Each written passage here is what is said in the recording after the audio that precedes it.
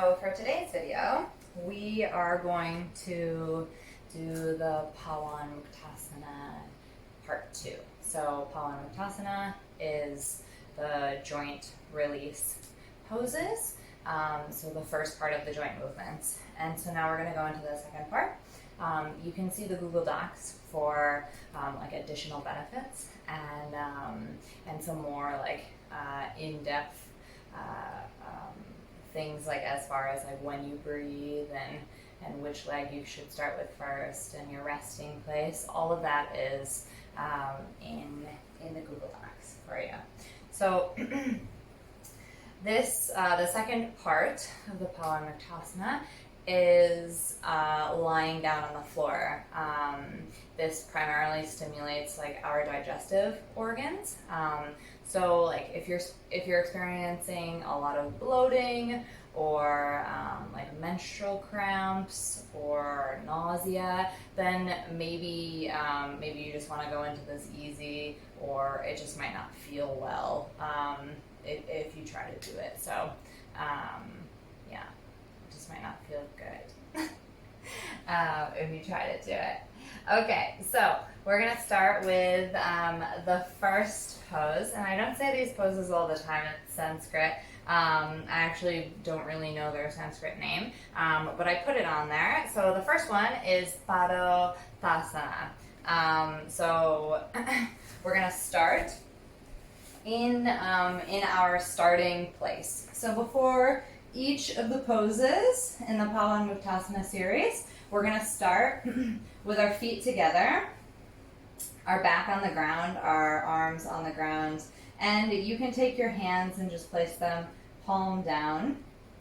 And so the first thing we're going to do is we start here, and you can separate your feet like hips distance if that's more comfortable for you. And we're just going to bring our right leg up. So we're going to bring the bottom of our foot toward the ceiling. So we can keep that left leg engaged. So we activate our leg, pulling our knee up, which activates our quads, and we are taking our toes and pointing them towards us, right? So our whole left foot is activated. And then we're going to start to raise the right foot up. Again, we keep the right leg engaged, so it's not just like laying limp, right? We're trying to keep the same engagement in our right and left leg. And then you bring it down, coming almost to the floor, up for 2, down, 3, down. So we're going to inhale, down, exhale, up. Inhale, exhale. Inhale to come down. And then we're going to do our left leg. So I'll just do a few of them with you. You can do up to 10 on your own. If you would like to, you can always take the bent knee variation. So we inhale, exhale. Inhale, exhale. Wait, sorry. I'm like, yes, okay. I am sorry, I told you the wrong breath work. So it's inhale, exhale. Inhale, exhale. Okay, so variation 1, legs are straight. Variation 2,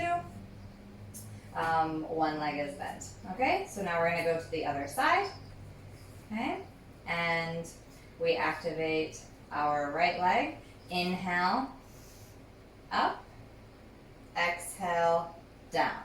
So you can take this variation or extend your legs. Inhale, exhale. Coming almost to the ground, inhaling back up. Exhaling down. Inhaling, exhaling, inhaling, exhaling. Okay, now we return to our starting place. And you can just take a few breaths here. So it's recommended that you just take a moment to relax. Just allow your body to kind of succumb to gravity. Your feet may splay out, and you just get really heavy as you return to your normal breath. So if you find that you have a little bit of shortness of breath because you were working really hard, then just take a minute in this starting place and take a few breaths until your breath returns to normal. Okay? So the second asana is Pawanmuktasana. So Pawanmuktasana, we'll start with our right leg again. So we're going to make circles with our legs, okay? This is pretty tiring. So I typically start with like 5 and then build up from there. Because whenever you do something clockwise, you must do it anti-clockwise as well. So your leg is up in the air for a little while. If this is uncomfortable for you, because you really do feel it like in your hip, then you can put your knee up, or you can avoid this one. So we start with our feet together. Inhale, exhale. Okay, and we're going to inhale while our leg is moving up. Inhale. Exhale as it comes down. So we'll start clockwise, inhaling our leg up, exhaling as it comes down, okay? Keeping your legs still activated. So your toes should be engaged, facing toward you. Okay, let's do one more. Exhaling as you come down. And then we're going to go anti-clockwise. So inhaling up, exhaling down, and you definitely are feeling it now, right? You probably started feeling it before, like me. And we're at 3. Inhaling up, exhaling down. 4, one more. Inhaling up, exhaling down, and gently bring your leg back to the ground. So here you can return to that resting place. You can like move your, windshield wiper a little bit, so you can bring your knees up and just kind of come to the side. Okay, and now we're going to go to the left side. So starting with our feet together, we're going to inhale our leg up, exhaling as it comes down. Inhaling, so we're just exploring that movement. Like how far can you abduct out to the side? How far can you go down? So now we're on 4. Inhaling up, exhaling down. 5. Okay, other side, anti-clockwise. Inhaling up, exhaling down. Inhaling up, exhaling down. That's 3, 4, 5. Okay, and again, you can bring your feet to the floor, windshield wiper your legs a little bit, and then stay in that resting place until you return to your normal breath. Okay? All right. The next pose is Pawanmuktasana. So Sanchalanasana, I believe, translates to horse riding position. But this is like cycling. So we're gonna cycle our legs. So we're gonna start in that, in our starting pose, lying down, feet together. And, sorry, I just want to follow it exactly with what I told you. Okay, so we're going to bring our right leg up, okay? And as we move our heel down and forward, that's our inhale.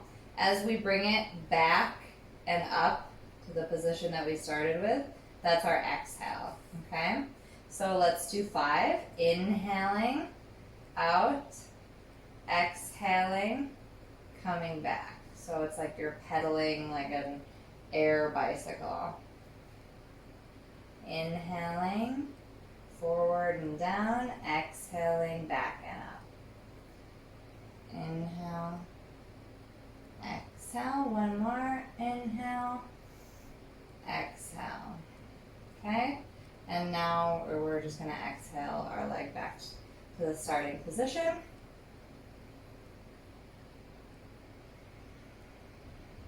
Take a breath, take a couple if you need it. And now we'll start with that left leg. So now we're gonna activate our legs, bring our knee up parallel, our shin parallel to the ceiling, and we're going to inhale, down, exhale, back and up. Inhale, exhale, inhale, exhale, back and up. 4, 5. And return to the starting position. Giving yourself a moment to catch your breath. And lucky for you, I did forget to do them one after the other, but we know if we go one way, we have to go the other way. So ideally you would do these together, but in the beginning, like, you do feel it quite a lot. So, take your time, ease into it. So we're gonna bring that right leg back up. And so before we went inhale, forward and down, exhale, back and up, right? Now we're going to go inhale, heel towards the floor and forward, exhale, up and back. Inhale, heel down, forward, exhale, back and up. And let's do 2 more of these.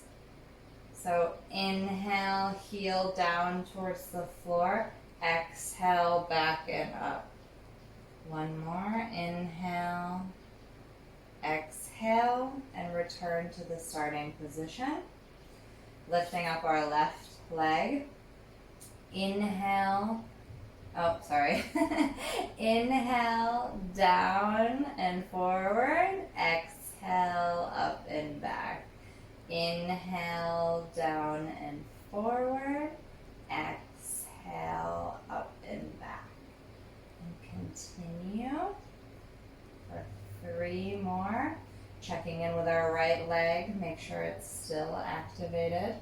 If you feel some pressure in your lower back, it's just because you can stop cycling now and return to your starting position. If you feel some pressure in your lower back, it's just because our core is weak, right? So that's where you can always come to this variation. So even for this, like, if I was gonna bring my foot to the floor, I can still do the pedaling. And if you notice, when your foot's on the floor, your back is also flatter on the floor, okay? So you can always start with this variation in all these poses. Okay. The next one is a spinal twist. So we've done a version of this where we use the blocks. So you bring your foot to, I'll do it on this side. You bring your, you bring your left foot to the floor, you pick up your hips a little bit, and you tilt them and come down on your right hip, and then you just bring your leg over. And so remember, we put like a block underneath. And then with your left arm, you could always put it down on the ground, like goalpost, like this, down on the ground, or shooting out, straight arm out. And then you're looking towards that left side. And then you inhale and exhale to straighten your leg and come out of it. So let's go for the right spinal twist. So we're going to bring our left foot up, pick up our hips, turn our hips towards the left side, set them down, extend our left leg, and bring our right knee over towards our right side. Then we're going to take our right hand, take our knee over towards the left side. Sorry, that wasn't confusing. Then we're going to take our right hand and elbow, place it down on the ground, and we're going to look towards our right elbow. Okay? If this is at all uncomfortable, then just stop. When we're twisting our spine, it's really important that we're just being very careful. So if there's any discomfort or you have any questions, just wait and we'll go over it together. The reason why we do lift up our hips and turn them is because this allows us to keep our spine straight. Whereas, so if I do this, my spine is curved, right? So instead, what we do is we pick up our hips, turn them so that I'm on like the side of my hip and then come over, okay? But this is maybe something that's uncomfortable for your hips. So if so, then like I said, we'll find a different variation. Okay? All right. And then our last pose. Okay, our last pose is boat pose. So this is a boat pose on the floor. So on the Google Doc, you lie in your starting position, and you inhale, and you hold your breath, okay? So we are going to inhale, and once we hold our inhale, we're going to come up here. So our feet are together, our hands are like in line with our toes, and our shoulders are, what is it in inches, like 5 inches off from the ground. For maybe we count to 3 or to 5, exhale and let it go. Okay. Then bring your feet together. After you catch your breath, you return to your normal breath. Inhale.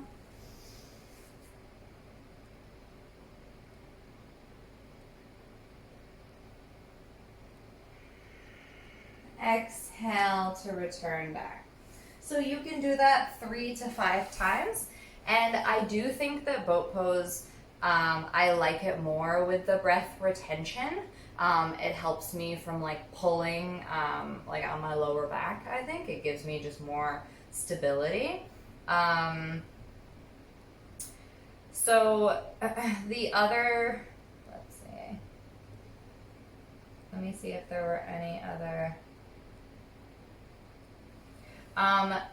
You can also do the leg raises with breath retention. So that first pose that we did, so where you're just raising your leg up, you can inhale,